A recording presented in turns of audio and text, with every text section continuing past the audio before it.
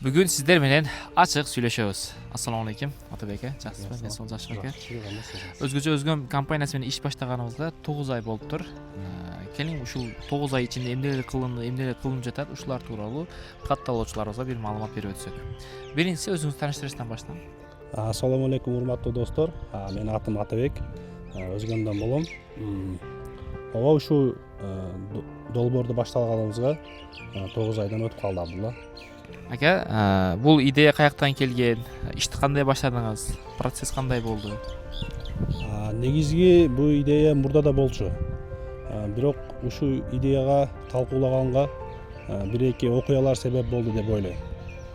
Биринчи окуя мени Америкада бир досум болчу. Анан ошол досум мага телефон чалып айтат да, эме дейт. Атабек дейт, бизди өзгөн көрүшү дейт. Өзбекстанда атынан сатылып жатат экен дейт. Анан ушундан кийин мен терең ойго түшүп калдым да. Эмнеге биз өзүбүз атыбыздан сатсак болбойбу? Кыргызстандын атынан бизди өзгөндү көрүүчү Кыргызстандын продукциясы, анан Кыргызстандын атынан сатылыш керек дегенчи.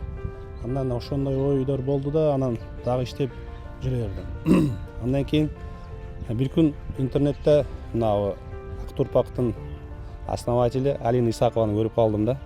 Анан видеолорун көрүп туруп, ошондон кийин ойлондум да. Ушу кыз бала болсо да аракет кылып жатат. Эмнеге биз оол бала болуп туруп кылышыбыз керек эмес депчи. Ошол окуялар себеп болуп, ушу долбоорду баштадык.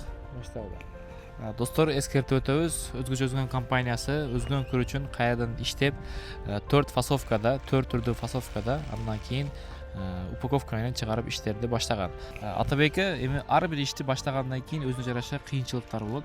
Сизде ушул кандай кыйынчылыктар болду? Эмнеге душ келдиңиз бул иштерде? Ал эми буну кыйынчылык десе болобу же билимсиздикпи билбейм. Биз деген мына талаада, анан базарда чоңой койбуз да иштеп жүрүпчү. Анан документация жактан кичине билимсиздик болду.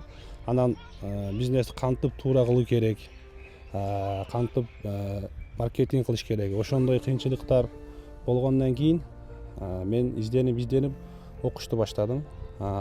Алкач Ташкентте устаз Илхам Бегимкуловду окудум. Андан кийин Бишкек шаарында устазыбыз Лунара Саганалиеваны окудум. Азыр да окуп жатам. Ошондой эле карындашыбыз Алина Исаковага өзгөчө бир ыраазычылык билдирип өтөйүн дедим. Бул жумушта көп суроолор пайда болгон учурда көп нерсе сурап, ушул кыздан үйрөндүм.